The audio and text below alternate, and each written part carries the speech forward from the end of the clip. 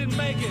I almost didn't last. Why does the week go by so slow, the weekend so fast? But luckily the days come to take my cares away. It's not Sunday, Monday, or Thursday. That's right, it's Friday, Friday. Tonight I'll party with my friends. Friday, Friday. Today I know the weekend.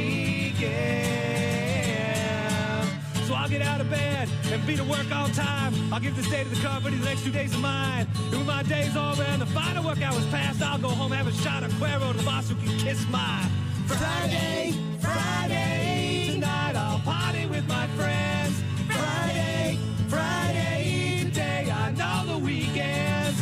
Friday, Friday. Yeehaw! It's Friday, bitches. Enjoy yourselves. Pats, baby. Oh, boy.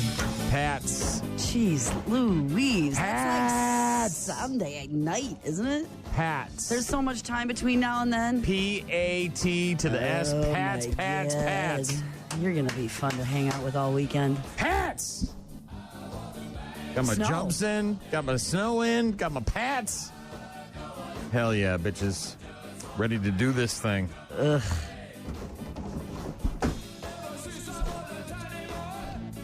What are you looking at? It's So nice funny. to see you showed up. Dude, my son borrowed the car last night. Couldn't find my keys anywhere. Nowhere. Zero where. Having kids thing sounds delightful. It is. We're going to get a racing It is. report extra from Doc. Yay! He texted me last night at 7:40. I was well asleep. I didn't get it till this morning. Let's hang out, or I got some stuff to talk about. sent a race report extra for tomorrow morning. So Woo. letting me know. But so we're going to get that from him. Bad news, happy music a bit later on. We've got some AI stuff to talk about. We've got some outer space stuff to talk about. Space. Yeah, lots of stuff out there in outer space. And if you want to be a part of the program, rockmornings.com for all our contact info. There is some snow on the ground, obviously, so drive carefully. Plows are I saw out. the trucks out, Yeah. salting and sanding and all that crap. So it's just sort of a light dusting coating, if you will. And it was like 32 on my dashboard on the way in. So Yeah, and it's right actually at that point. pretty mild today, but then tomorrow and Sunday we're looking at temps in the very low teens, maybe even single digits where you are. We're looking at a high of 0 to 1 degree on Monday for Martin Luther King Day. Pats. Okay. Thanks for trying to destroy my happiness, though. That's very like nice. Sunday afternoon, right? Very nice. of Like you. Very Sunday. Nice. You know, I don't get very happy about many things. It's but, only Friday Happy morning. about the Pats and trying to Sunday pee all over my afternoon. parade. We'll get to some shine down in a bit. Rock Mornings with Brian and Gene on your rock station. Text from Jim said, have a great weekend. Good luck to the Patriots. Thank you, Jim, listening in Georgia. Jacob texted in and said, I think Brian is excited because he's getting his seafood paella. Not yet, apparently. Not yet. Jean mentioned Super Bowl, and she also mentioned National Seafood Paella Day, It'll which is happen. sometime in March. You'll be glad to know, maybe, possibly, this will make you happy, that I have Googled recipes. I haven't like zeroed in on one, but like it's in my search bar, okay? All right. It's in your history? Yes. So That's a start. that's right. It's a start. That's Which is correct. better than what I had before when she promised me seafood paella when I was getting surgery many years ago, Did not. which was absolutely nothing. I got I nothing. never promised. I didn't even get a search. I got nothing. We just had a conversation. You were so drugged up, you don't remember. Thank you, the Jacob. This details. was previous to the drugging when Jean would ask me here in the so studio what I wanted. Confused on exactly what happened. The Milwaukee jury finding the father of those 6 kids guilty of child neglect for locking his kids into a storage unit. We had the story earlier think? last year, obviously. Charles Dupriest told the jury that he and his partner, a woman named Isaiah Zielinski, had fallen on tough times last summer.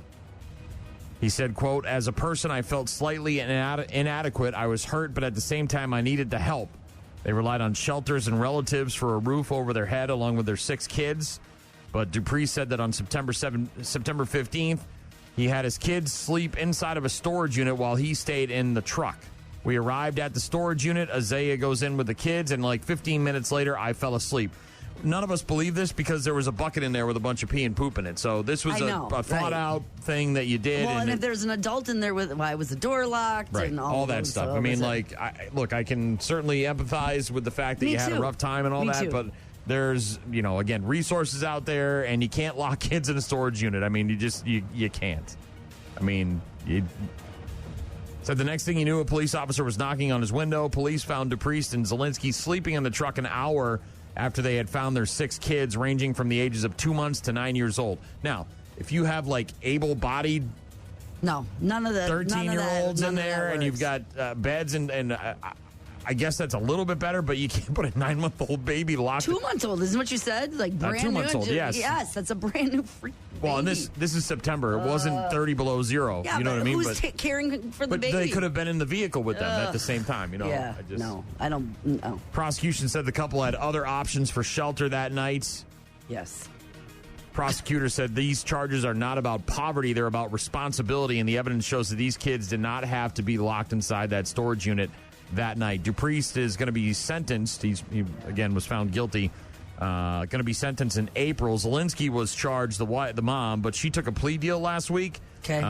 Pled guilty to 2 misdemeanor charges of neglecting a child and had 4 felony counts dropped. She'll be sentenced in March. So they're both getting sentenced in March and then again in April. President Donald Trump yesterday threatening to invoke an 1807 law to deploy troops to quell the persistent protests in Minneapolis. This is, of course, the Insurrection Act.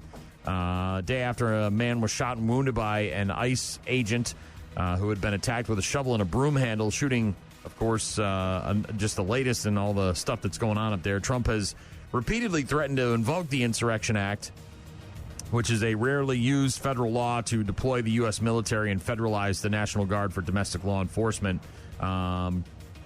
Trump said in a post on social media, quote, "If the corrupt politicians of Minnesota don't obey the law and stop the professional agitators and insurrectionists from attacking the patriots of ICE who are only trying to do their job, I will institute the Insurrection Act, which many presidents have done before me, and will quickly put an end to the travesty that is taking place in that once great state." I did see several pictures and videos of people driving around, and, it looks like a war zone. I mean, it just looks burned out and bombed out. It looks like, it reminds me of when we drove down that street in what the hell was that? Where were we?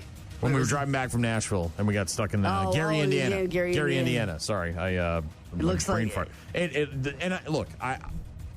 Right, it was one picture of one thing. No, I mean, there were several pictures. There was video of a guy in a car driving around gas stations and people, burned out cars and spray paint. I mean, it was reminiscent of the scenes that I saw when we were in Gary, Indiana on our way back home. So we're supposed to go to a show up there in March to go see Bad Omens, and I told my wife, I'm like, are we going to be okay? Like, do we got to rethink this whole thing and maybe get our tickets, refunded, or what's the deal here? Because I don't want to be going up there when it's going to be people throwing smoke bombs and March, who knows what else. But I know that the University of Minnesota starts on Tuesday, so kids are coming back from being home for break. Yeah, and I know a lot of restaurants and stuff are on pause Small right now and taking a break and closing their doors and boarding up the windows and just, trying to batten down the hatches and hope for better days. But we'll see what happens. Nearly 40,000 gallons of water sold in 6 states, including Wisconsin, were recalled after a floating black foreign substance was discovered in the product. This recall of over 38,000 gallons of Myers steam distilled water in 6 Midwest states, prompting warnings from the U.S. Food and Drug Administration. Officials investigating reports of this mysterious black substance floating in gallon-sized jugs. These are not just the little bottles. These are gallon-sized jugs. While bottled water commonly regarded as a safe option for drinking and sensitive uses, such as medical devices and infant care. I was just going to say that's what they're usually used for. In the gallon recall size. is notable because it may compromise the water's purity. The water distributed to Illinois, Indiana, Kentucky, Michigan, Ohio, and Wisconsin. And again, that's Meyer gallon jugs. Meyer steam distilled water in gallon jugs. You can obviously Google that if you want to find out more. Especially if you're about the recall. Using that in any sort of a medical device, which is why those usually are purchased. And then, or you live on a place that, like French Island, where you got PFAS and you need bottled water, to survive. And now you got a black floating substance in there. That doesn't sound delightful. That sounds terrible. No, thank you. And Matthew McConaughey is patented. That's a weird word. Patent. Has received a patent. I'm just listening to Patenting? you do it over again. Patent? He patented. Patent. It's P-A-T-E-N-T. I know what it is, but patent. he got a tent patent. with a pa. Patent. He got a patent. Patent? He got Because most of us say patent, right? right. He got a Patenting? It's not getting less weird. Patenting? No, it's getting worse. It's awful. It's not getting less weird the more we say it. He has received a patent for all right, all right, all right. Is a very famous phrase. All right, all right, all right. Yeah. Is he going to make merch, obviously? No, well, no, I don't think so. Not so much. I'm sure there already is merch out there that exists, but this is more about AI. McConaughey's lawyers are saying that using AI to replace his famous catchphrase is not all right, all right, all right. His attorneys that work for the entertainment law firm Yorn Levine represent, of course, Matthew McConaughey, have now secured 8 trademarks from the U.S. Patent and Trademark Office over the last several months for their client, which they said is aimed at protecting his voice and likeness from unauthorized AI misuse. Trademark is way easier than patent, by the way. Yeah, so much better.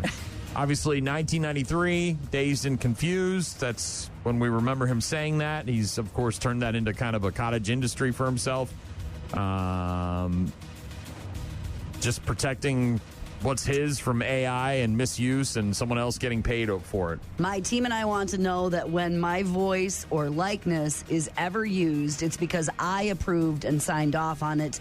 We want to create a clear perimeter around ownership with consent and attribution in the norm in an AI world. Blah, blah, blah, blah, blah. We don't want anybody else making money on something that I came up with. Right? Right. Patent. Well, yeah, you say patent, but you don't really pronounce the T's properly, right? There's not a full pronunciation of the T's. Patent. And who speaks like that? Patent. Thanks again to Jacob and to Jim for the text messages. rockmornings.com if you want to get in touch with us as well. We'll get to sports after Shinedown. Rock Mornings with Brian and Gene. Find them online at rockmornings.com. The gym is packed, machines are limited, and one person is no longer among the living. Meet the scroll zombie. They shuffle onto a machine and immediately die. Eyes locked on the phone, thumb twitching, brain eaten. They scroll, they text. Every few minutes, they lift a weight just enough to stay legally seated. Not a workout, a squatter's rights situation. You loop the gym. 10 minutes later, they're still there. Are they alive? Are they dead? Or both? Remember, January resolutions are fragile, and they do not survive a phone zombie apocalypse.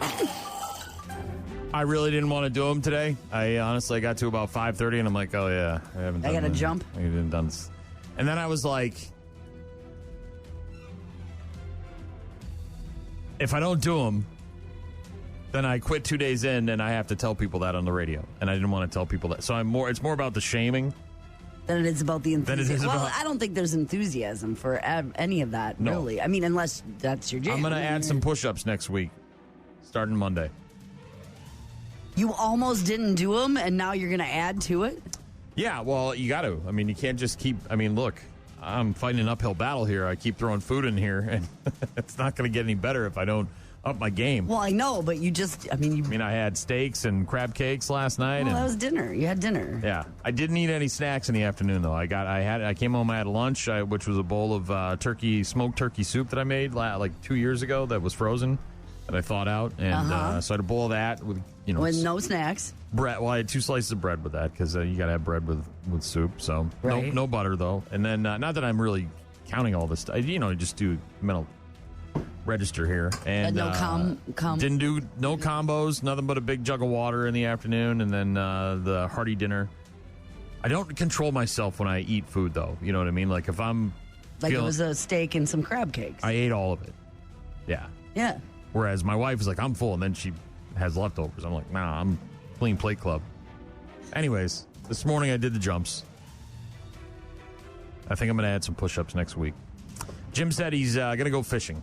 Have some fun. Best of luck. I don't know what you catch down in there in Georgia, where you go fishing, if you're gators on the ocean or if you're in a gators. pond or a lake or what. But Best of luck to you. Hope you get something big. And Jacob also said it sounds like you're procrastinating about the seafood paella. No, we discussed this, Jacob. We had a discussion about this, and we agreed upon it.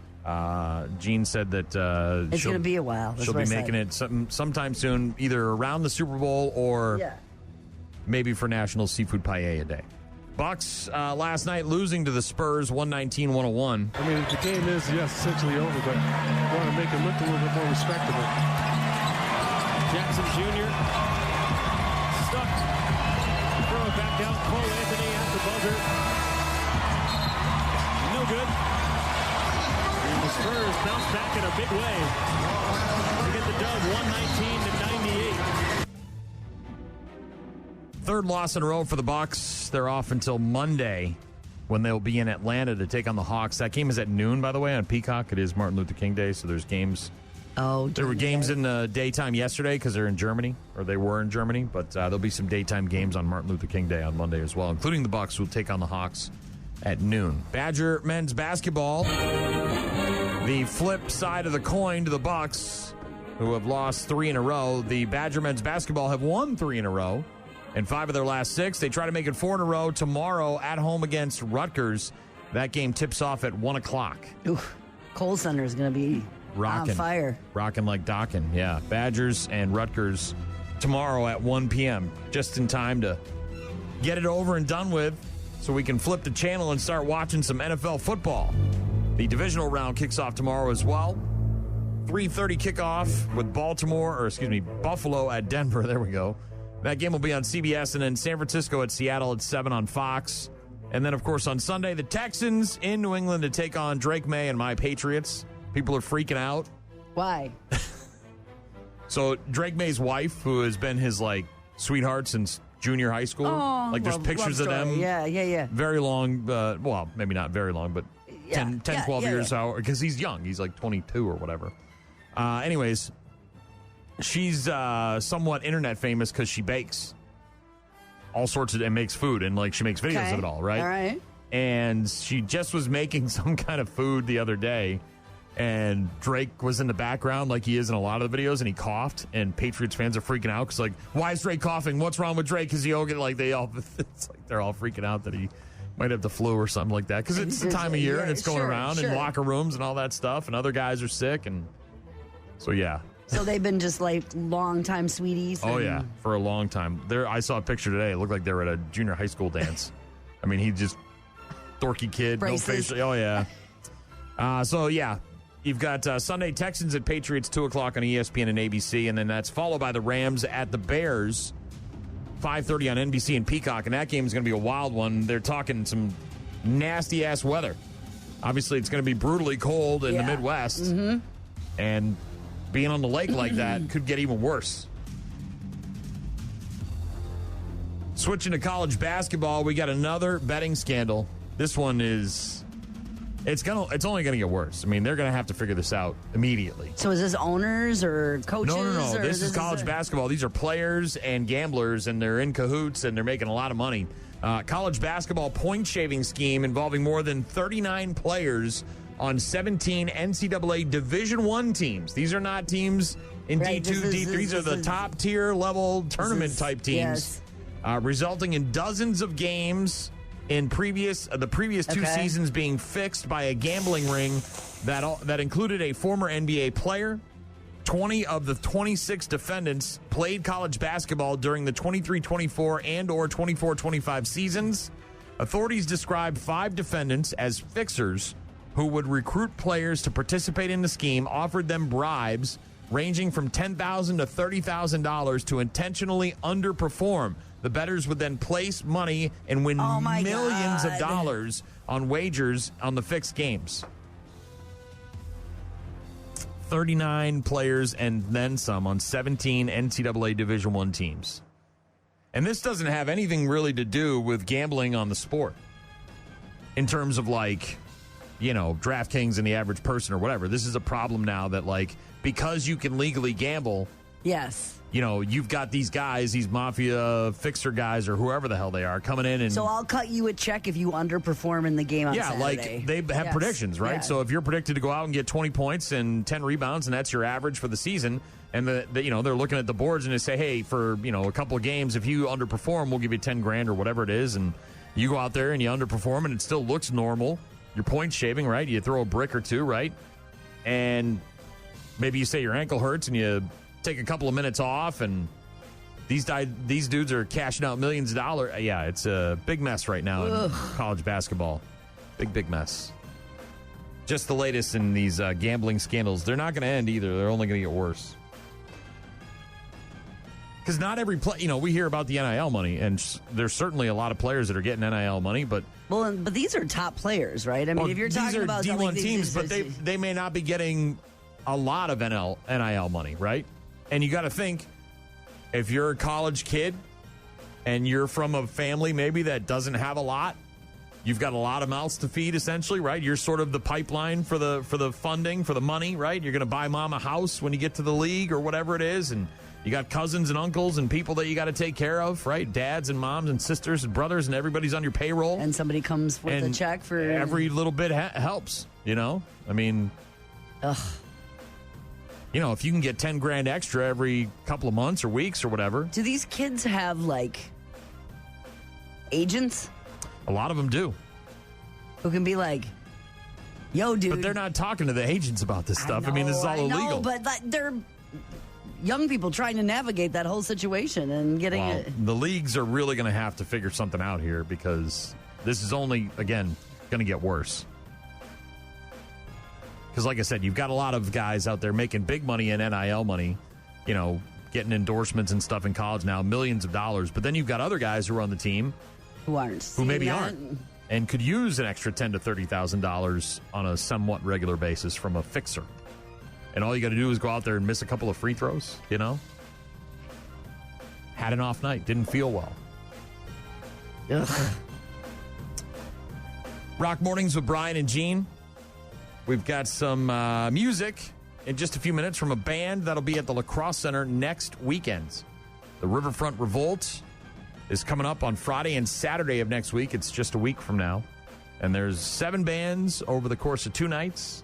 There's going to be a bunch of merch. There's going to be a bunch of drinks and food and people.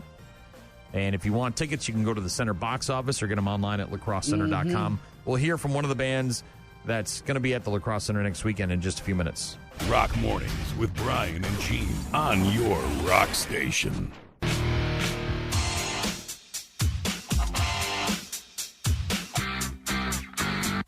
Oh, you know who you are. You've been doing your daily action, putting lots of overtime. You need some time off satisfaction. Just think how tough it's been. You've been putting out all that labor. If you use your wit, you can get out quick and do yourself a favor. Friday in effect, and you're pretty beat, I bet. It's been one tough week, you've hit your peak, and you've earned your paycheck. But now this week is over, and it's a little fun you're seeking. Your grin is wide, and I know why. Look out, here come the weekend. You know what I'm saying? I do. That weekend's gonna be a monster, y'all.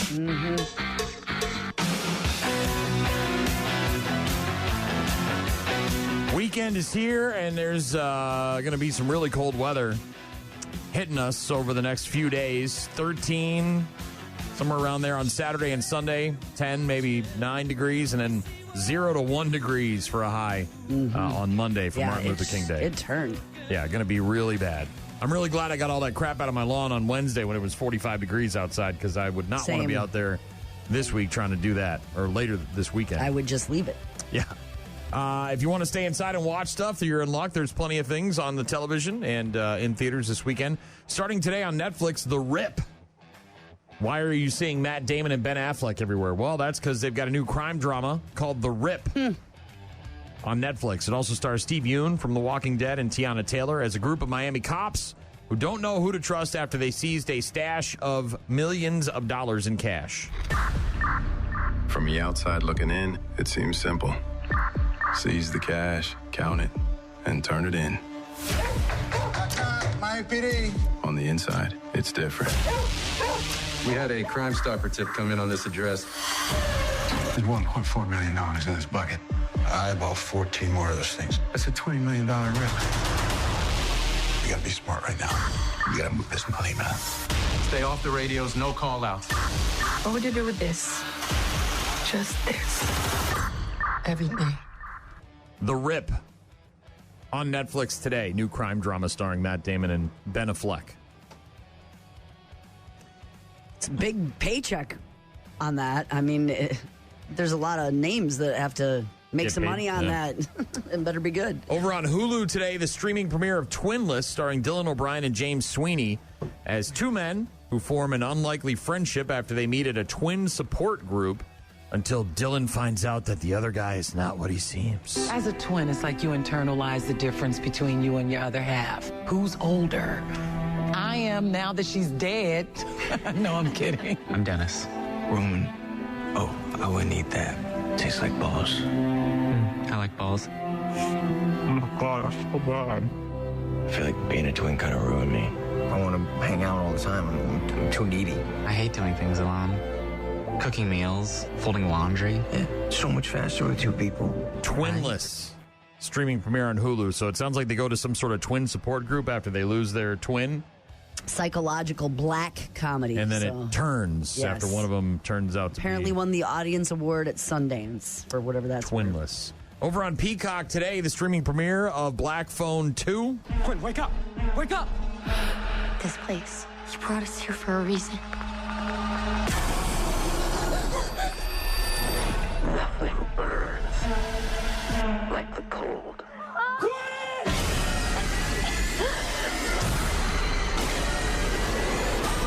Loud noises. How the tables do turn. What do you think happens when you die in a dream? It's time to find out. This is, of course, the sequel to the 2021 movie. Ethan Hawke played a killer called the Grabber, abducts children, murders them in his basement until Finn escaped, and now he's got to come back and kill them all over again. Obviously, the AFC and NFC divisional playoffs are on Saturday and on Sunday. Also on Saturday nights, new episode of SNL. Finn Wolfhard from Stranger Things will be the host. A$AP Rocky will be your musical guest. I've heard the name. I don't think I could tell you one A$AP Rocky song. I'm sure that if somebody played one for me, I'd probably figure it out, but... NBC on Sunday night, the series premiere of Tracy Morgan and his sports sitcom called The Rise and Fall of Reggie Dinkins. It also stars Daniel Radcliffe, a.k.a. Harry Potter. Yeah. And Bobby Moynihan, formerly of SNL. And Sunday night on HBO, it's a new Game of Thrones series called A Night of the Seven Kingdoms. This one is set 100 years before Game of Thrones. It stars an Irish actor named Peter Claffey as Sir Duncan the Tall.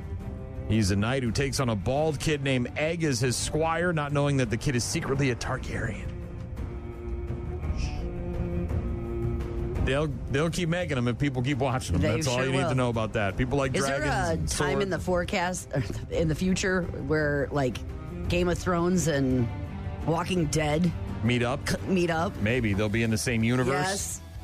Yeah, people are wondering that about. Remember Stranger Things when they were talking about that and Predator, in the movie Predator, when he finds the dog tags, he's like, Jim Hopper, I know these men. Yeah. And then Jim Hopper is the cop, and there's a lot of callbacks to certain movies and stuff from the 80s, and I think that's just paying homage as opposed to existing in the same universe. But in theaters this weekend, the 28 years later Bone Temple movie. When the infected attack, what do they see?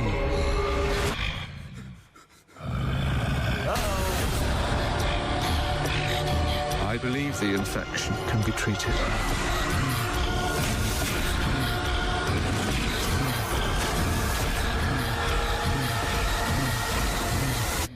And now, a leap into the unknown.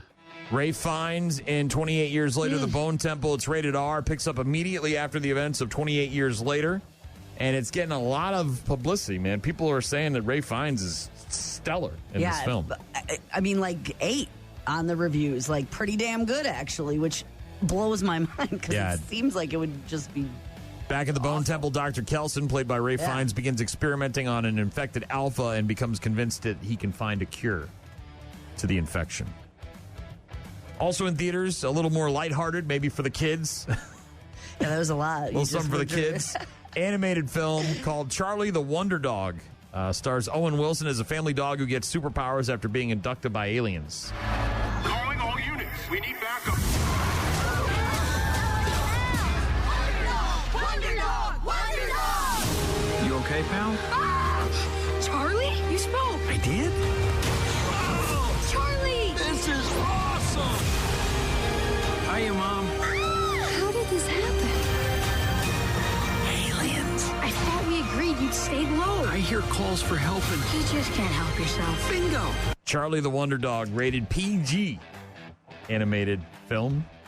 A little bit more geared towards the children. Happy. It's a little, let's lighten Not so much with infected people. Let's lighten it up. Also, in the realm of entertainment, if you are a hard body and you want to run on the beach with your breasts bouncing all over the place, Baywatch is putting out a call. They're doing a reboot. We talked about this a few weeks ago. They're looking for lifeguards? Yeah, they issued a casting call for the new reboot. They're asking auditioners to, quote, arrive Baywatch ready with wardrobe that evokes a beach setting while remaining polished, professional, and avoiding overly revealing styles and costumes. So they're looking for professional lifeguards from around well, no, but I country. think they missed the point here.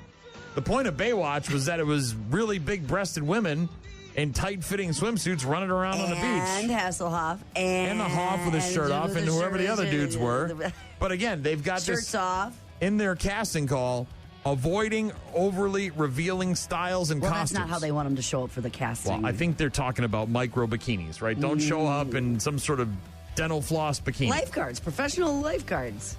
Yeah. Casting call for Baywatch. It's not happening at the Mall of America, by the way. This is in California somewhere, I think. It's Rock Mornings with Brian and Gene.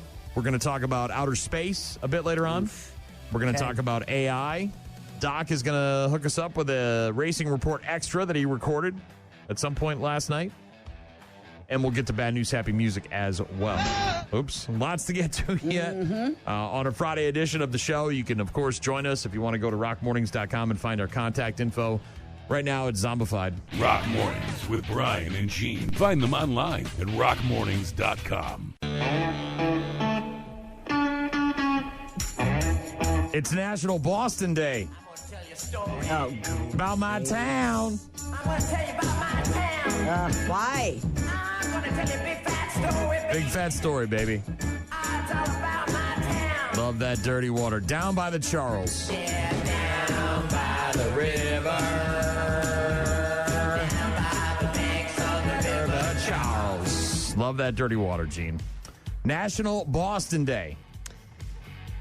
Historical significance, blah, blah. Greatest city in the world. Revolutionary The Dodgers history. will take on the Red Sox first on their turf right there in Boston. That's right. Yeah. Boston, right? Boston. Boston. Yeah. Game 1 of the World Series from Fenway Park. We're live at Fenway Park.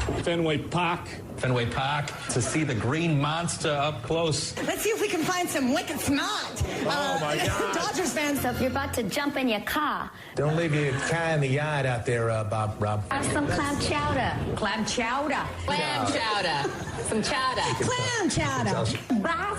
Boston, you're going down. That's my best accent. What No? was that? What happened there?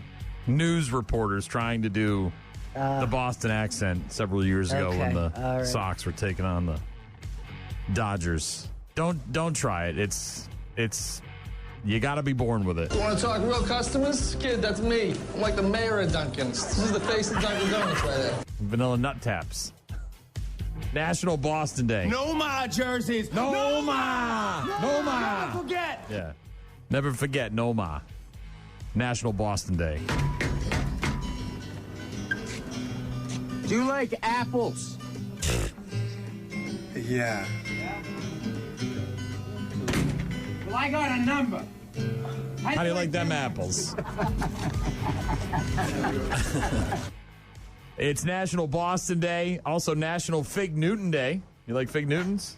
I like the, there's a comedy skit about the serving, how many servings are, you In can a have Fig two, and Well, I was looking at, it was funny you mentioned that because what did you bring in here the other day? Was that snack? Remember that trail mix you had with the Oh, yeah. Puppy chow. Yeah, and, yeah. A lot of sweet raisins and puppy chow. Yeah. And it was, and it's a small container. It's about the size of a 16-ounce pint glass, right? Maybe a little bit bigger. It was like a... It said 7 servings.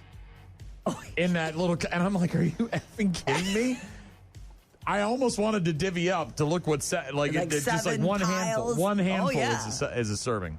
But yeah, it's we ate the whole thing. National Fig Newton Day, National Quinoa Day. You're trying to eat healthy, eat some quinoa, right? It's good for you. I don't like quinoa. International Hot and Spicy Food Day. Put the brakes on that one. Boy, that's not you. Hot and spicy. Also, Appreciate a Dragon Day, and there's only one dragon I like to appreciate.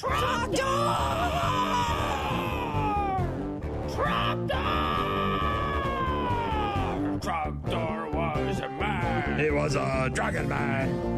He was a dragon man. I mean, he was just a dragon. But he was still Trogdor. Burninating, Gene. He was burninating the thatched roof cottages. Appreciate a Dragon Day, National Boston Day. Also, International Fetish Day. So if you've got a fetish, whether it's feet or leather or rubber or hot and water spicy, sports, hot and spicy, whatever it is, have some fun this afternoon. Giggity, giggity, giggity. Get some hot and spicy food and some feathers and watch a dragon movie. I don't know. Ooh. What was that dragon movie with McConaughey? How to Train Your Dragon? No. It was the one in England. It had McConaughey and Christian Bale. It was Fire. What was it? Not Fire from the Sky. What the hell was it? It was really good. McConaughey. Reign of Fire. Reign of Fire. There we go. That was a really good movie, by the way. If you're into dragon movies and you've never seen it, really good. McConaughey is an absolute gem of a performance as some lunatic American going to England and saving the Getting Brits. a dragon? Yeah. Killing dragons and taking names. There you go. Hot and spicy food. I'm not eating hot and spicy food. And Reign of Fire. No. Or How to Train Your Dragon if you got kiddos. National Boston Day, International Fetish Day, Appreciate a Dragon Day, bunch of others. There's a world record for everything. Mm-hmm. We find that out almost on a daily basis. There's people out there that have a world record for setting world records because they have the most of them. And now there's a retiring news anchor in Philadelphia who has a world record. Apparently, people noticed one day, years ago, when he was doing his newscast, that he was wearing colorful, unique socks. So he kept it up? So they started sending him socks all the time. And now he owns the Guinness World Record for the most pairs of socks, the largest collection of socks. And you'll be shocked because it doesn't sound like it's that much. I feel like when I open my drawers, I've got about half that. Because people just get you socks because it's an easy present. You know what I mean? It's a thoughtless gift. How many socks do you have to have the world record? 1,531 unique pairs of socks. How many people you got in your house? 6? Put them all together? Halfway there? Bro. That doesn't sound like a lot of socks. They're not matching pairs, right? So you can't buy the 12-pack from... Right, each pair is unique. They can't be all white or black. Okay, kudos, but that doesn't sound like that much. As some of you know, over the years, I've amassed a large collection of socks. Around 7 or 8 years ago, people started noticing my colorful socks on TV and started sending me pairs. So many socks that I thought, why not try to get into the Guinness Book of World Records? So after inventorying all of the socks, describing each one, photographing them, and putting them into a 262-page spreadsheet of all 1,531 unique pairs, no duplicates, and we've heard back, it's official. I now hold the Guinness World Record for the world's largest sock collection. I got to be honest, I feel like this is one I could get. I don't normally hear these things and think, yeah, that should be my goal in life. You see them all laid out, though. It's different. It hits different when you see a picture of how they're unique and they're all laid out there. This guy's name is Jim Donovan. He retired last month, Philadelphia news anchor. In the news now himself after he set a Guinness World Record. Generous gifts from his viewers. Largest collection of socks, 1,531 unique pairs. Guinness just did a big write-up about him. But he, of course, announced it on the air during his last broadcast, said viewers noticed him wearing his wacky socks from a couple of years ago, started sending him some. in the mail, and that's how he ended up with so many. That'd be key, though, right? I'd have to have, like, help because... So you just got to get one more pair than this guy. Purchasing 1,500 pairs of socks, unique pairs. Yeah, they all have... Well, do you have any... I've got a ton of unique pairs. I mean, people, like I said, a pair of socks is the most thoughtless, mindless gift you can give somebody because you're like, what is this person like? Simpsons. All right, here's some Simpsons socks. Yes. I have a bunch. I don't wear them because I don't wear goofy socks. I wear the same black socks every single day. Well, those don't... Well, they count once, I guess. That would only count once. But all the goofy pairs, like the unique character pairs or whatever they are, I don't wear those. So people just buy them for you, but you need to have them because, I don't know, what do you do? Get rid of them, give them away? So we just need to get you one more pair than this guy. 1,532 pairs of socks. This is another story right up your alley. I wouldn't do this. This is foolish. I can understand why this lady did this, but you wouldn't catch me doing this. Lottery winner in Canada went to a grocery store right before Christmas. Handed out over $20,000 in gift cards, each of them $300 a piece, just to random people at the store. Some traumatic things happened to me. Then it turned out I had cancer. And then when I got better, instead of being smart and picking up my life where it left off, I ended up downtown on drugs. I was homeless for some time, sleeping on a park bench. It's changing the aspect of being able to do more for others, but for my personal self, hasn't changed at all. And today you got a $300 gift card with Christmas dinner. What? Yes. Really? Oh my gosh. So her name is Patty Warden, and she hit a real lottery, $70 million in 2024. Like real. Yeah, like real lottery, not a $1 million prize, which is nice. Would take great. it, Absolutely. but $70 million, right? This was in 2024, and as you heard there, she had a lot of struggles in her life: cancer, homelessness.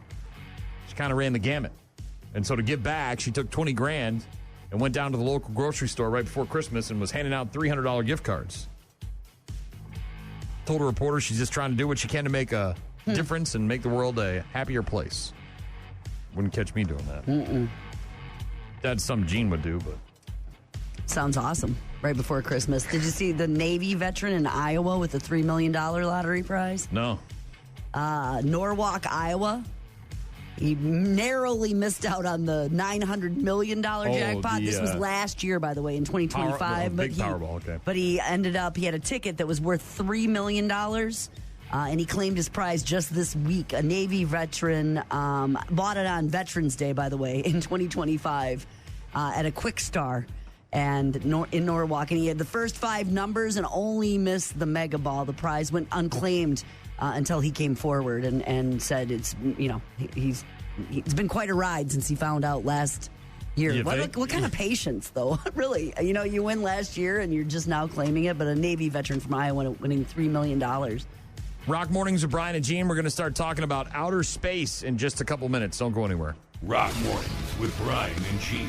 Start your day with Rock Mornings. The 4 astronauts safely returning to Earth from the space station. They splashed down near San Diego yesterday in the morning after heading home a month early. Yeah, ailing astronaut, right? One of them got alien sickness, medical emergency last week. Yeah. They can't reveal what it is or who it is, all that stuff, but for privacy reasons, NASA still hasn't said who got sick or what they're sick with. First time someone's been evacuated from the station for medical reasons. SpaceX Crew Dragon capsule carrying NASA's Mike Fink, Zena Cardman, Japan's Kimiya Yui, and cosmonaut Oleg Platonov splashing down in the Pacific Ocean off the coast of San Diego. They were supposed to stay in space for another month or so, but came home early because one crew member experienced a medical issue. Thankfully, they're back safe on Earth. Scary. Speaking of outer space and the moon in particular. Okay. These people are crazy. I can't imagine being so rich that you have money to spend on things like this. What is it? A Silicon Valley startup is now accepting reservations for a planned hotel on the moon. Prices ranging anywhere from $250,000 to $1 million per guest. The company called GRU Space is planning to build a permanent outpost on the lunar surface by 2032. We're talking 6 years, Gene. They're going to put a hotel?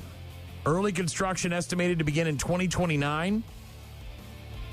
Seems quite ambitious, if you ask me.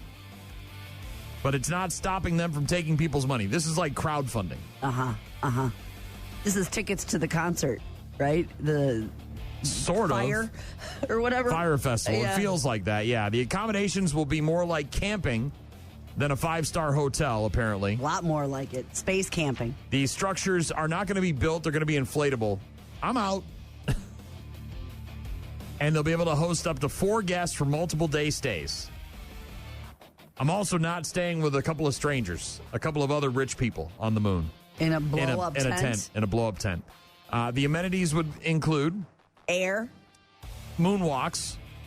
So you'd get to go out in a suit and walk on the moon.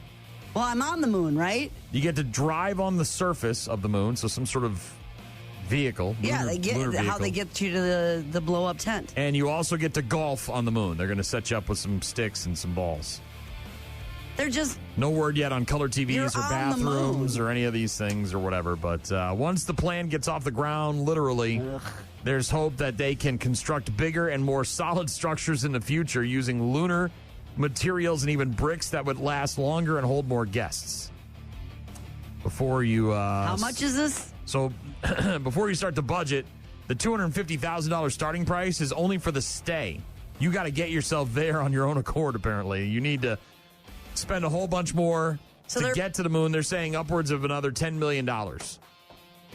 You'd also need to pay a $1,000 non-refundable application fee. High. This is high, people. Undergo a background check. It's also likely they'll charge you for water bottles in the room, which is another $10, $20, whatever they're going to charge. They're basically just putting up a blow-up tent. You're doing all the rest. I don't know you if get it's to walk on the fire moon. festival guy that's doing this or what. Of course I do. I'm on the moon. Yeah. That's like charging you for looking out into space. While you're there, you can look out into space. Well, yeah. Much like CD players and DVD players, I'm going to wait till the 3rd or 4th generation before I maybe decide to go to the moon. I'm not going to be one of the first people that goes up there. I'm good.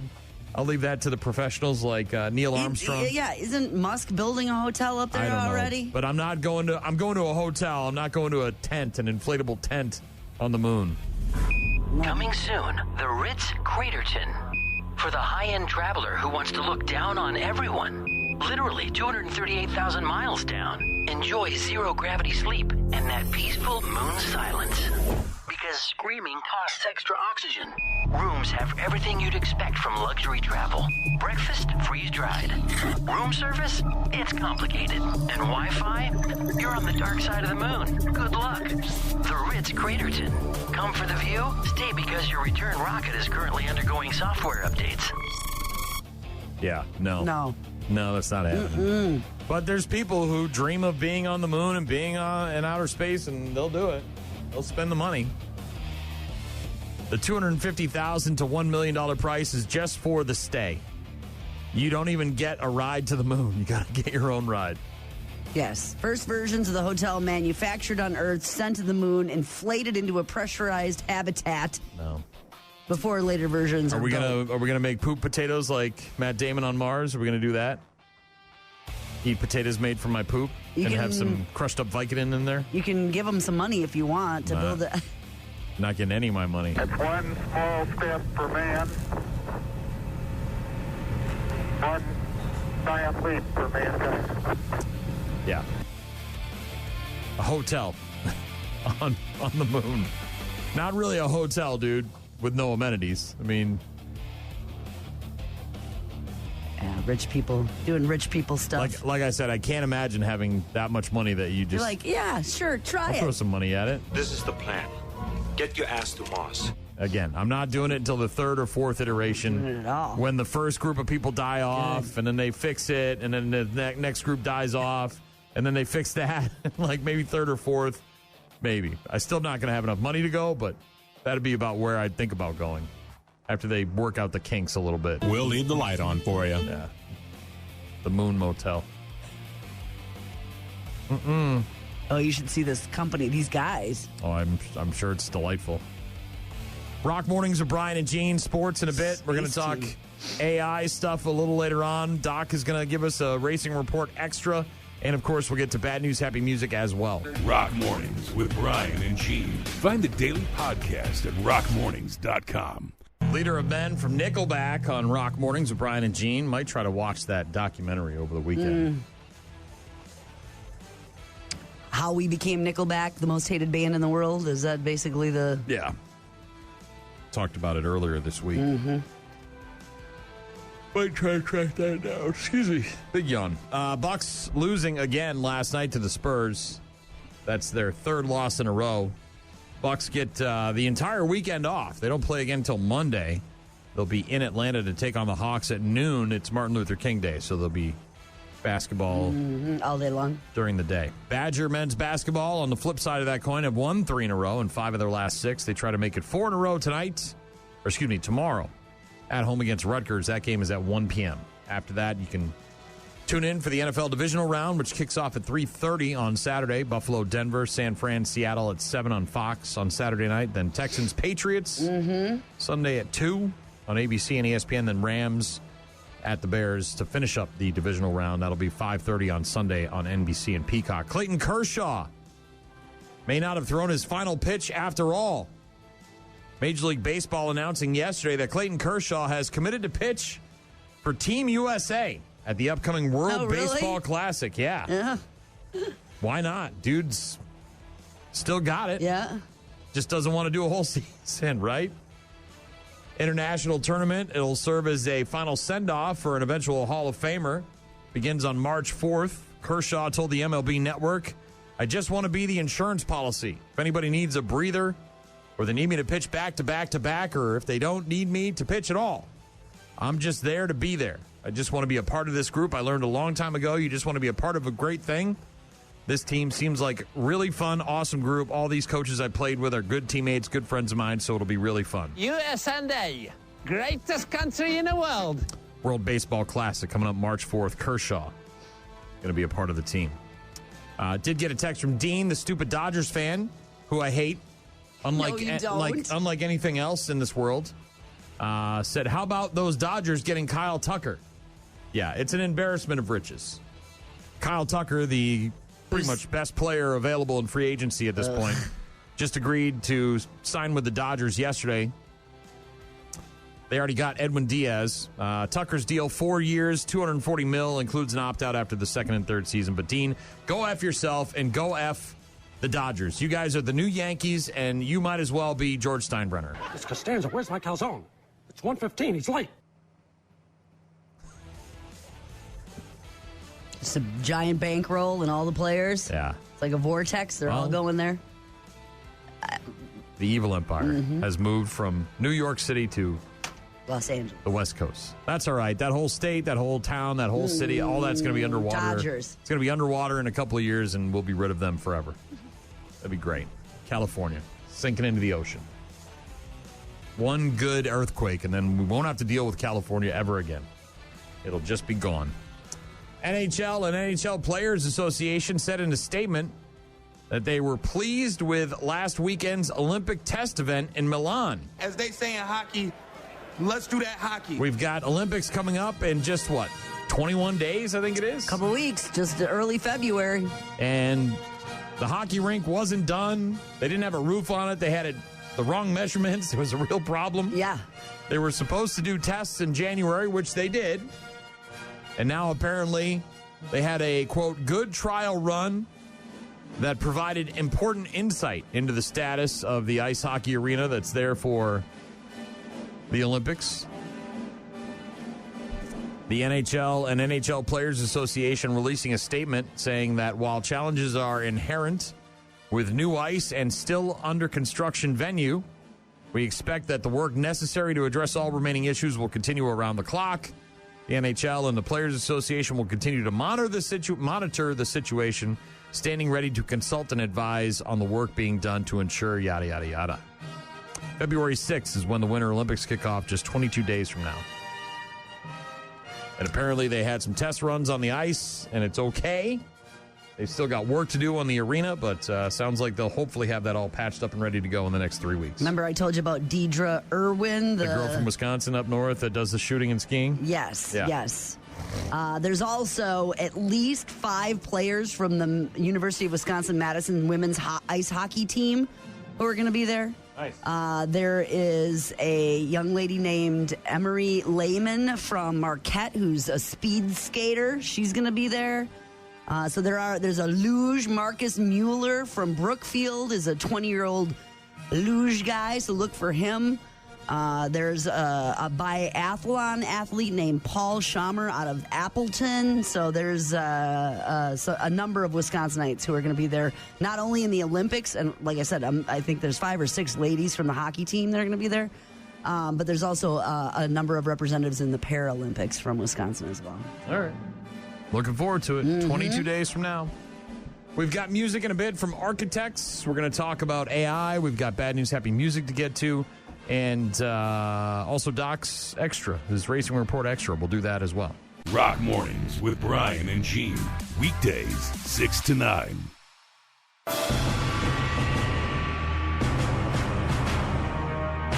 More space? Oh. Terminator didn't go to space. I was wondering. Terminator is on Earth, went through time. Difference. Didn't go to outer space. Big difference. Time travel? 41% of travelers, people who go on vacation. Okay, we are talking about traveling. Claim they trust AI recommendations over their friends and social media. These are what I like to refer to as idiots. No. You're not necessarily your friends have been to the places you're going. You can't take personal recommendations on necessarily travel. Yes, you can. They've been there. No, if they haven't, though.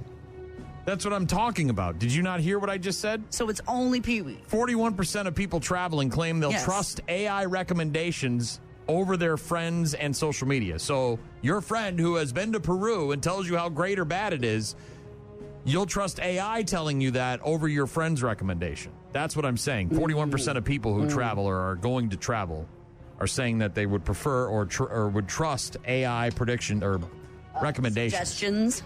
Kayak, the world's leading travel search engine, dropping their 2026 What the Future report. Okay. Offering a look at destinations and travel behaviors. The 2026 edition adds results from a survey of 14,000 Gen Z and millennial travelers, social and cultural research, Kayak executive interviews to deliver 10 different trends that are shaping next-gen travel. Okay. Tell me about this. Chief among them is the impact of AI, with 41% of people surveyed saying they'll trust an AI recommendation over their friends and social media. Scrubs the internet and gives you the information. So if your friend says, hey, look, man, I went to Brazil. It was terrible. It was gross. It was disgusting. There was crime. I almost got killed. But AI says, oh, Brazil is a wonderful place with all sorts of great food and this and that and the other thing. 41% of people said, I'll believe the computer program I think it's over more my like, friend who actually which is went the there. best hotel to stay at in location to where I can walk to all the 41% things. of people. I think that's more than 41% of people. that. They say in 2026, AI will become an even more powerful, invisible engine behind travel, anticipating what travelers need before they ask and removing friction at every step. Where else are we going? What else is travel worthy here? They also broke it down into some of the trends, emerging destinations. Ooh, tell me.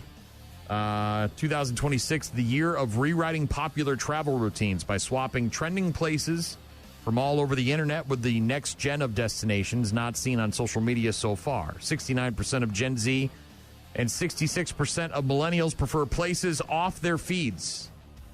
Want to go where everybody else isn't going. Right? Everybody goes and rubs the woman's breasts in Ireland. Right? Everybody does that. Don't want to do that. Want to go somewhere else. County Cork in Ireland is number one in their research. Kayak putting together their top 10 emerging interesting destinations. County Cork in Ireland, number one. I'm not going to try to pronounce some of these names because I just can't do it. But a couple of spots in China at number 2 and 3. You've got a spot in Greece at number 4, another China location at number 5. Interesting. Kazakhstan at number 6. Then you've got the Dominican Republic, La Romana in the Dominican Republic. But while it's tight, flexible payments matter now more than ever. 35% of Gen Zs and 31% of millennials traveling surveyed say they credit card or installment plans will decide how many trips they can take in the upcoming year. Of course. But yeah, again, the gist of it for me was that 41% of travelers claim they'll trust AI recommendations versus what their friends and social media say. Now, social media is the same, right? It's the internet. But I don't know, man. If you went to Italy and you told me you had a bad time, well, I think, like I said, I think I it's would more believe specific you more than what the computer spits out to me. Than just don't go there because it's bad. I think it's more specific, like which hotel can I stay where I will be able to walk to all of these locations, or how much money do I need to comfortably be there for a week or whatever. There are probably more questions like that AI is able to scrub than it is don't go there. Wow. Again, I just don't. Someone that I trust, a friend of mine, is going to tell me whether a place is good or not, and I'm not going to believe them because AI has a different opinion. That's stupid. That's just dumb. Those people are idiots. Good luck. Have fun getting killed in Kazakhstan or wherever the hell you're going. Affordable, I bet. In Kazakhstan? In other AI news, kind of interesting.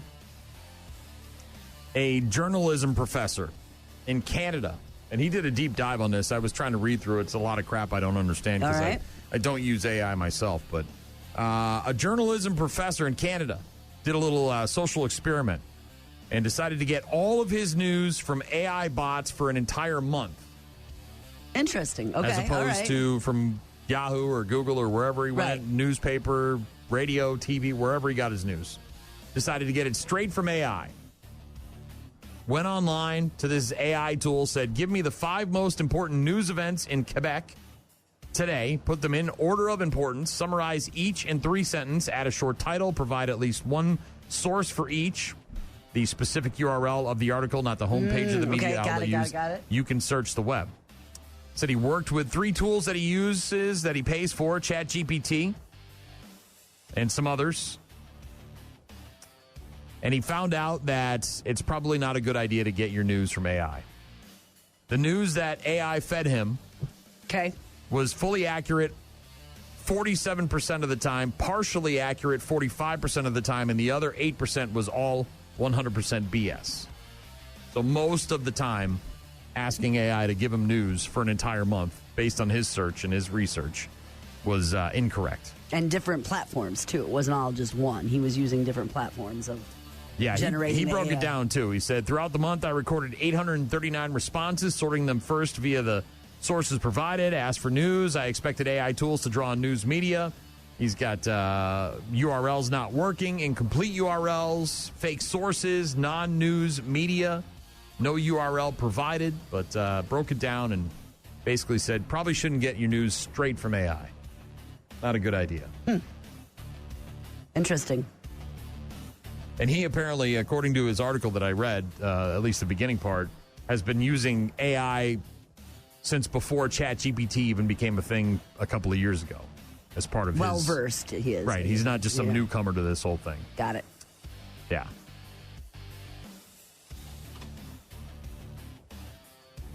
Got bad news, happy music coming up in a bit. Doc is going to give us a racing report extra in a couple of minutes as well. Yeah, because we're like 3 weeks away from NASCAR. What is it, Valentine's Day weekend, right? Yeah, maybe 4 weeks, I guess. Jeez. Happens so fast. Right now, Theory of a Dead Man. Rock Mornings with Brian and Gene. Find them online at rockmornings.com. Got a text from Jody. Said, hey, Brian, just Jody again. LOL. Totally agree with you about Kevin James, but have you ever seen Becky? He's a bad guy, and it's awesome. Not a complete waste of time. Check it out. Maybe. Wasn't he in a movie recently where we were supposed to believe that he got married to Christina Ricci? And he was like a mafia enforcer. You don't like him, do you? I don't find anything about him all that interesting. He just doesn't, like, he had this movie, Here Comes the Boom, where he's supposed to be a UFC fighter or something.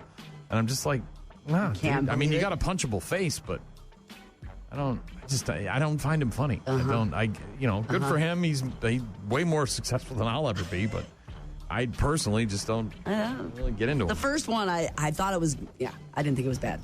I thought it was. Is it because really of the dead stupid mom and the dresses, and he's got to get rid of the daughter? It's got things. I watched it with the kids once. I was like, it's all right. It's Rock Mornings with Brian and Gene. 8:15 on Fridays during the NASCAR season. Mm-hmm. We're joined on the phone by the one and only mid-pack legend, Mr. Technicality, Car 54, Billy Doc Niles, a.k.a. Captain Retirement, a.k.a. hashtag Mr. Fister, a.k.a. hashtag this guy. Happy July. Happy Martin Luther King Day. It's on That's Monday. Hashtag this guy. I'm kind of anal. That's what all the guys at the campground say about him. Hashtag TMI. this guy. He got it locked on the rock. He's listening to the doc. I'm guessing Shorty is down there in his pool in Florida. Hashtag this guy. You're getting a thrill by listening to Bill. Every time. Hashtag this guy. Going to have to come from the back. Oh, man, this weekend I might come from the back twice. Saturday and Sunday. Hashtag this guy. He gets to stay on the box.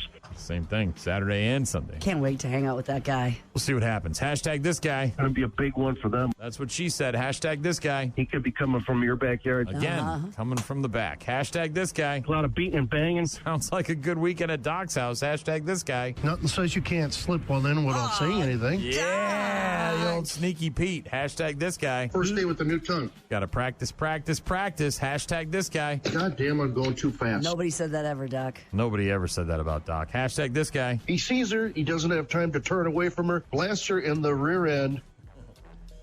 Never not funny. Hashtag this guy. Whoa, what am I touching here? Whoa, what are you touching here, Doc? Well, I am touching my winter coat because it's going to be cold for the next few days, but lots of news to report here for NASCAR. As Brian reported on Tuesday, NASCAR announced the new postseason format for 2026 and beyond.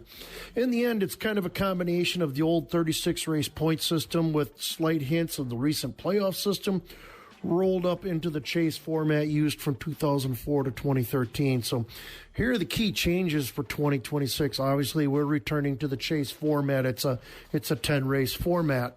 To qualify for it now, it used to be in the old chase format, it had to be the top 10 drivers. Well, now it's the top 16 drivers, top 12 in the O'Reillys and top 10 in the Truck Series.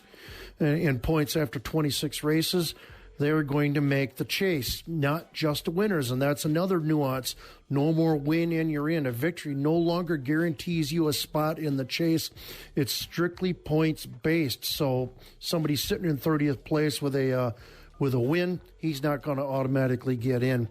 And they're going to increase the value of a win now. It used to be, it was, I believe it was like 40 points for a win, then 35 for second.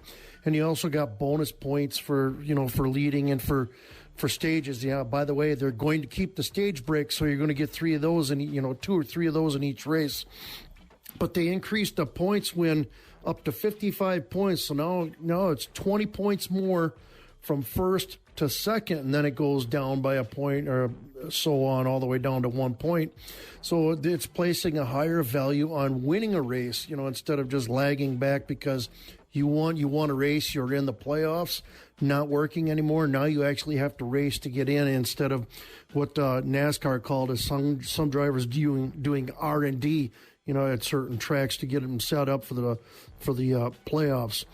And the points reset, they're still going to do that after 26 races. So the leader after 26 races, he'll be declared the regular season champion, and he's going to get 2,100 points. Second place will get 2,075. Third place will get 2,065, and then we'll go down in 5-point increments all the way down to 16th place, who will start at 2,000. And then it's just a 10-race chase for the championship between those 16 drivers, and the championship will be decided by whoever has the most points after that 10th race. And as Mark Martin, who was one of the advocates for going back to the old point system, and so was Dale Jr., but they did their news conference on Monday, and Mark Martin said this was probably the most perfect compromise you could ask for between all of the systems.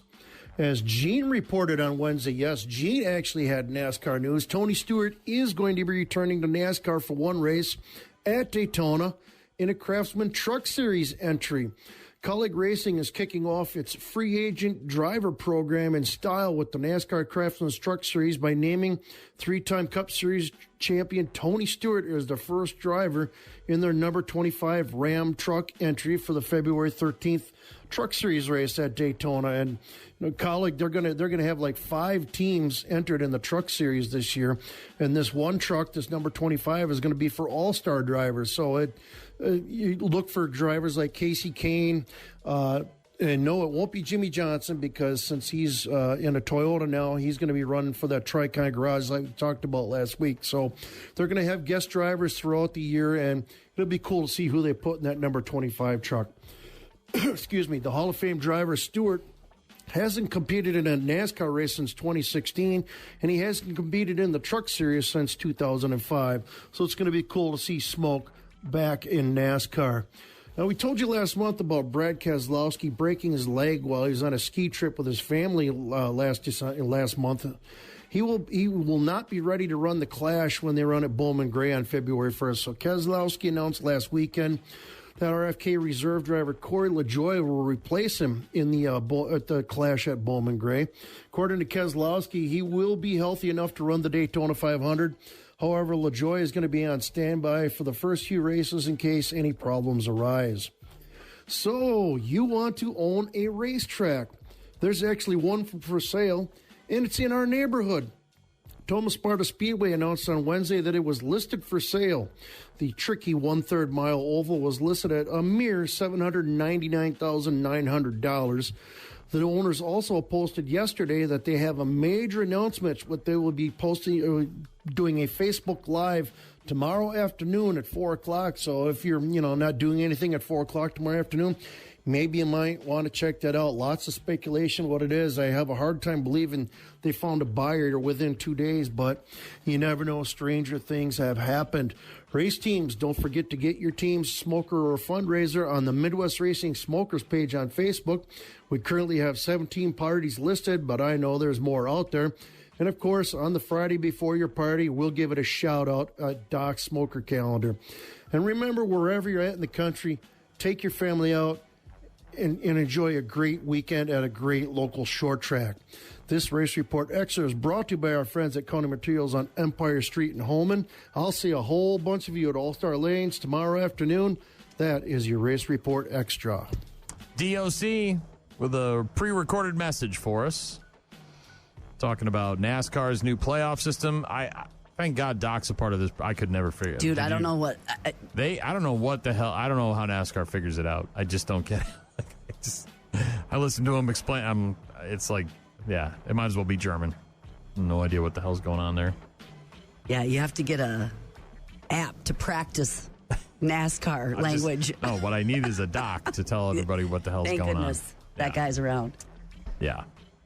Got a text from Brody, said the show King of Queens is probably the only thing with Kevin James that I'd watch on purpose.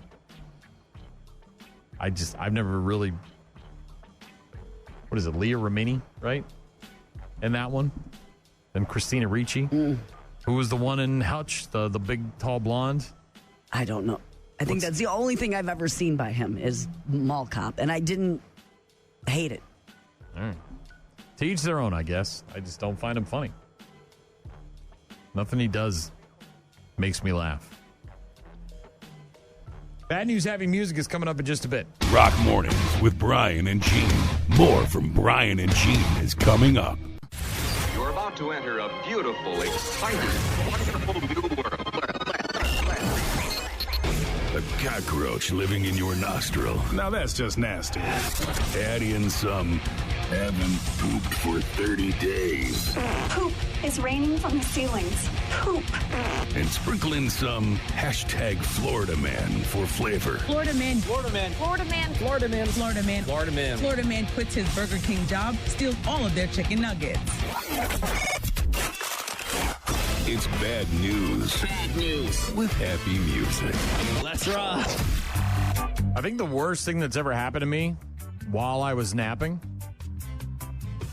which I do quite often. Fell off a couch or something, rolled off it? No. I woke up and I went upstairs, and this was recently, actually, a few months ago. Remy was at daycare, So I went downstairs.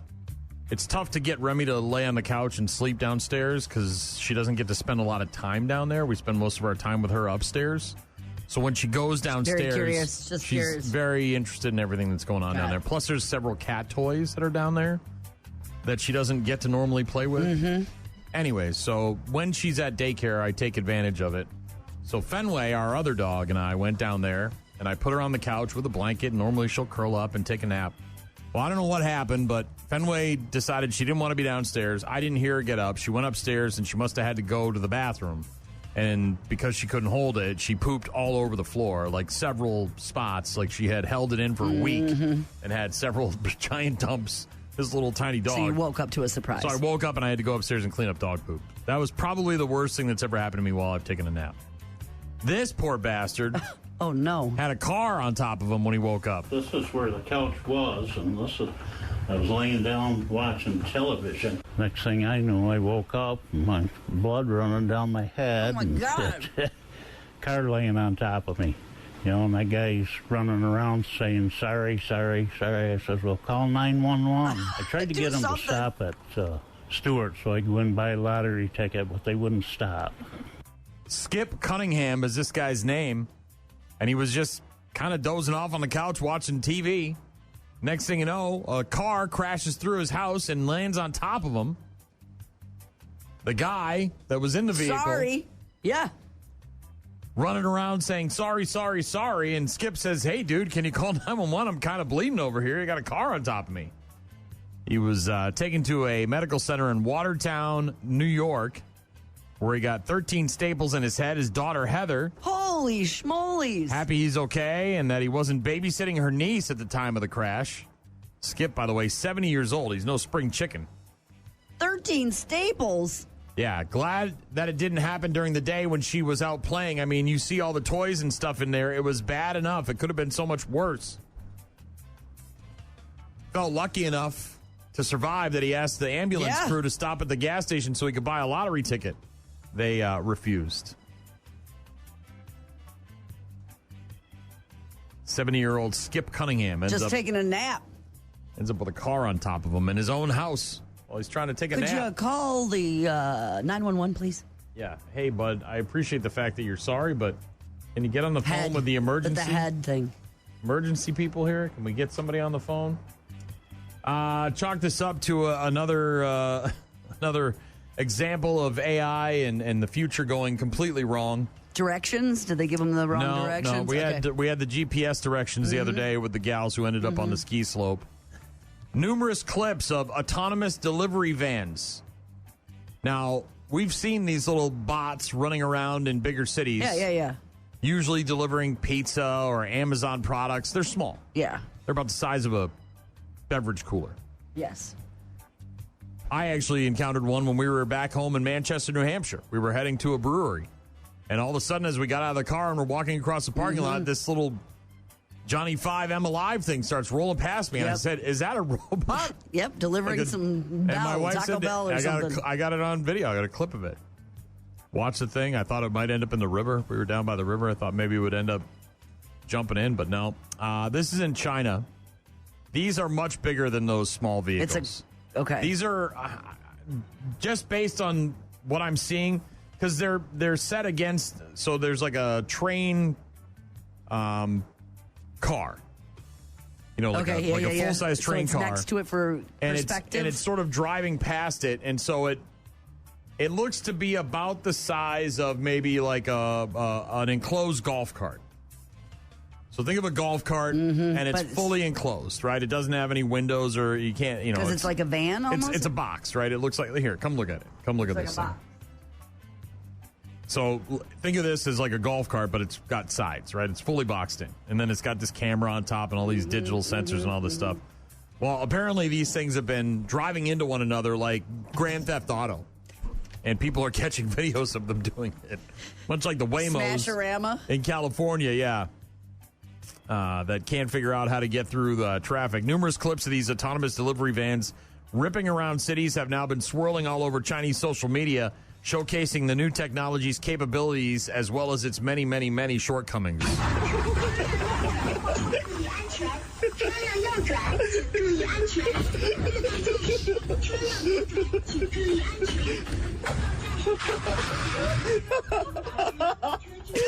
That guy, he can't get it together. The reason that guy's laughing is because these don't have drivers, so they can't avoid these giant potholes.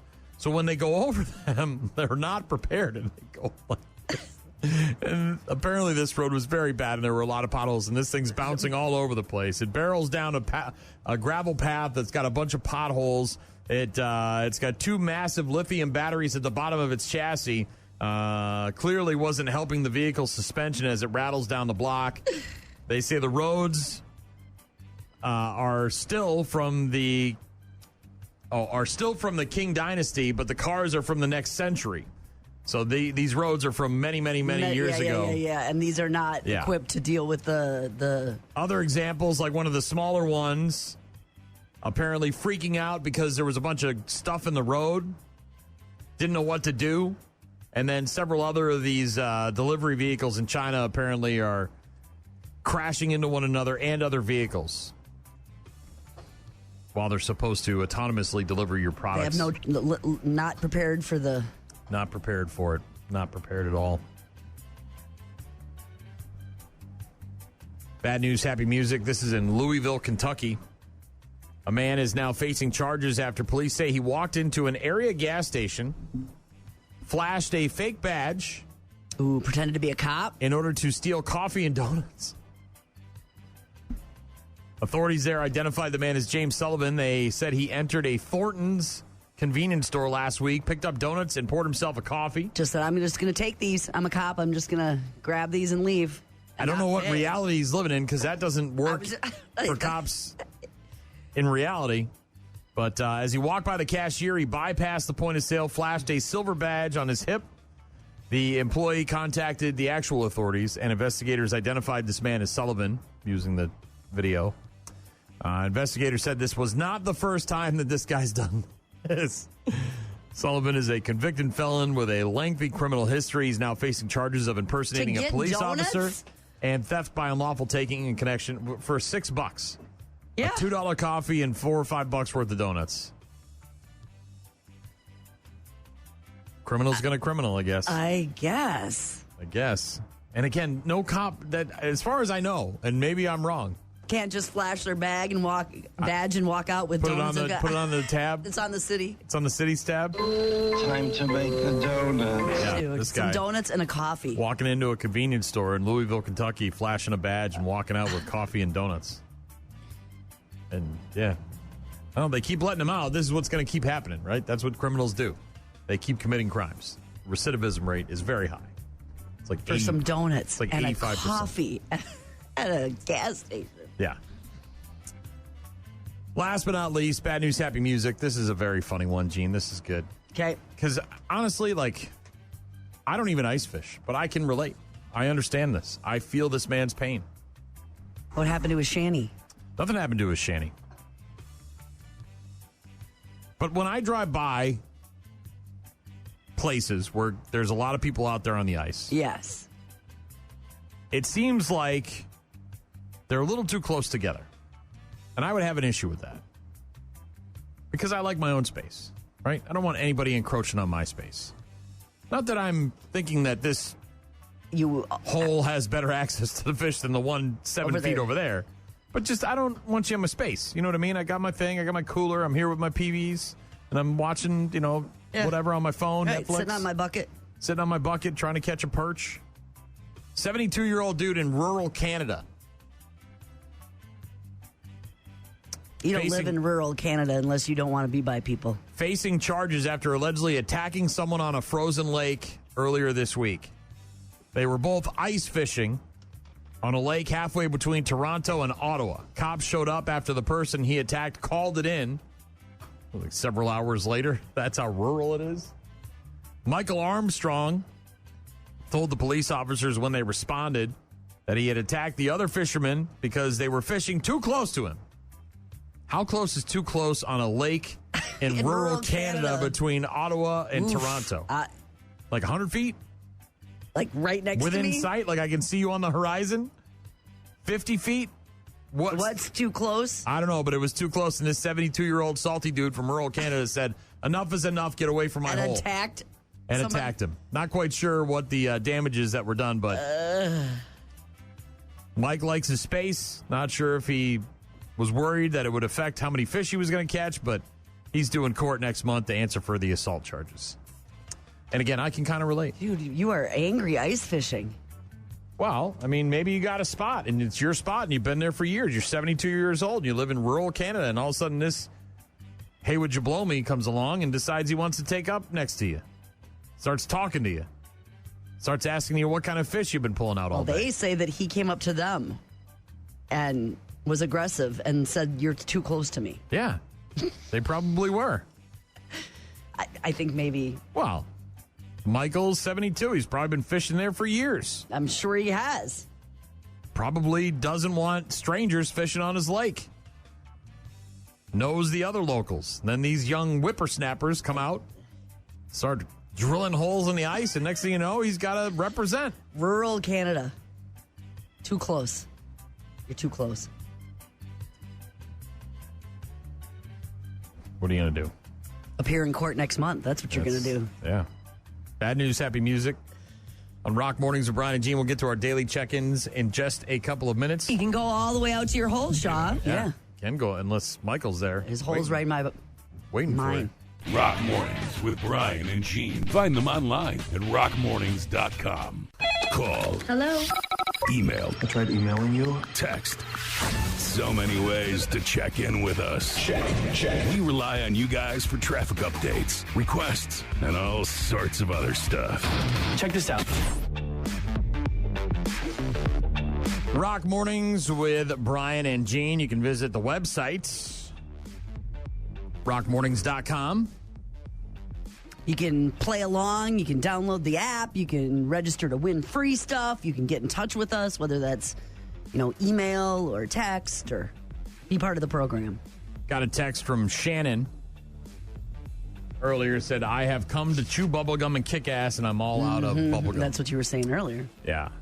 John Carpenter's birthday today, the director of They Live from the 1980s, featuring Keith David and Rowdy Roddy Piper. I have come here to chew bubblegum and kick ass. And I'm all out of bubblegum. Yeah. Hell of a one-liner. Thank you, Shannon. Have a great day. Brody texting in earlier saying the show King of Queens is probably the only thing with Kevin James that I'd watch on purpose. I responded and said that I never found him funny. Brody said he's like a Disney actor. Jody recommended a Kevin James movie. Said, "Brian, it's just Jody again, LOL. Totally agree with you about Kevin James, but have you ever seen Becky? He's a bad guy, and it's awesome. Not a complete waste of time. Check it out, maybe." I have not seen Becky. I don't know if I'll even watch the trailer. I appreciate the suggestion. But you know me, Gene. I'm not very flexible. Once I get my mind set on something, it's kind of it. And Paul, you draw the line at Kevin James. Nothing about him interests me. Like, I don't go, "Oh, God, Kevin James is a new movie. I got to watch that." Dean texting in earlier said, "How about those Dodgers getting Kyle Tucker?" I said, "Suarez is the real MLB news." He laughed at my comment with his stupid iPhone. It makes him even douchier. It does got a not. Dumbass iPhone. Then he said, "They need bats and an infielder, but he's decent." Yes, he is decent. He's going to be their number 2 starter. It's going to be great. Stupid Dodger fans. He's a Dodger fan. Might be the worst. Jacob texting in earlier said, "I think Brian is excited because he's finally getting his seafood paella." I'm not excited about seafood paella because I'm not getting it this weekend. I know. I told you. I did. I will say, Google Gene it, Googled some recipes. I did. Which is the first step, isn't it, in the process. So as long as that's happening. I looked at the ingredients and said, "Yep, not now." The constant reminders and needling about the seafood paella will get her there. We'll get her there eventually. It'll happen. She said Super Bowl or National Seafood soon. Paella. It'll happen. I'll take care of it. I'm excited because it's a nice weekend in front of me with the Patriots playing on Sunday afternoon. So very excited about that. Jim from Georgia texted in, said, have a great weekend. Good luck to the Patriots. I said, thank you. And he said, it's time to go fishing. Just don't fish too close to some other 72-year-old guy in rural Georgia. Don't say hi. Just keep your nose down. Also got a text from Aaron who said, Becky's really good. Don't like Kevin James either. That's 2 for Becky. I might watch the trailer. Who else is in Becky? I looked at it. It looks like a girl, like a young girl. Really? A movie called Becky girl. And there's a girl in it? Yes. You really narrowed it down there. Like a young girl. I don't know who's in it. Lulu Wilson. Do you know who that is? I have no idea who Lulu Wilson Teenagers' weekend at her father's takes a turn for the worse when a group of convicts wreaks havoc on their life. It's Havoc. So you could watch that. Lulu Wilson. And he's one of the convicts? Does he have a face tattoo? I don't know. Should have watched this trailer. I'm watching this trailer. Your description doesn't make it any better. I got to be honest. Aaron, I appreciate it. Shannon, I appreciate it. But he's a convict. Jody? Oh, he does have a tattoo. On his face? No, on the back of his head. Jody and Aaron, I appreciate the suggestions, but Gene's description of the film didn't do you any. It didn't help. Didn't do any favors for you. Also got walking in the woods. Got an email from Mark. Said, don't forget green Jello at the Hangout in Sparta in April. You mean like the Little Pigs? Little Pigs let me in. Jell-O? Like those guys. Anyway, can we get some Stain going this morning? Mud Shovel if you can. I did not get to that. I apologize, but. Little Pig, let me in. Yeah, see, I don't... The dude from King of Queens is trying to be a badass with a gun and a beard. Deadly comes in all sizes. You're not deadly. It comes in all sizes. You're the guy with the shrugging meme, all right? You can't be a badass. You shrugged in a meme. That's all you did. No, and you're flannel. You're not bad. Give me a break. He is. I'm not watching. I'm sorry, Aaron. I appreciate the suggestion. I'm not watching it. I'm out. I told you, I'm inflexible when it comes to these things. Kevin James is just not. In fact, I may add something to my repertoire. What? If I'm watching a movie and I don't know he's in it, and then he shows up on screen, I may stop watching that movie. No, you wouldn't. I might add that. You to would the not repertoire. do that. I might add it. Might be a new thing. New feather in my cap. Thanks for all the texts and calls and emails and everything. Have a great weekend. We'll talk to you on Monday.